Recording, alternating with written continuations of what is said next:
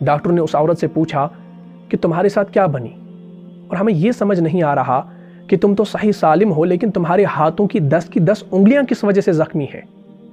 اس وقت ماں نے بتایا کہ جب تیسرے دن میرے سینے میں دودھ ختم ہو گیا اور بچہ روتا رہا اور مجھ سے اس کے آنسو برداشت نہیں ہوتے تھے، تو میں تڑپتی تھی کہ میں بچے کو غذا کیسے دوں تاکہ یہ چپ کر جائے، تاکہ اس کو سکون آ جائے۔ اس وقت میرے دل میں خیال آیا کہ اگرچہ میرے سینے میں دودھ نہیں ہے مگر میرے جسم میں خون تو ہے نا۔ اللہ اکبر۔ تو میں نے سوچا کہ میں اپنے بچے کو اپنا خون پلا دیتی ہوں۔ میں نے اپنی انگلی کو جو ہے دانتوں سے کاٹنا شروع کیا، جس سے خون کا فوارہ جو ہے وہ چھوٹ پڑا، اور میں نے اپنی انگلی جو ہے بچے کے منہ میں ڈال دی۔ بچے نے اس کو چوسنا شروع کر دیا اور خاموش ہو گیا۔ تھوڑے وقفے کے بعد جب ضرورت پڑتی تو میں اپنے دانتوں سے جو ہے اپنی انگلی کاٹ دیتی اور اپنا خون جو ہے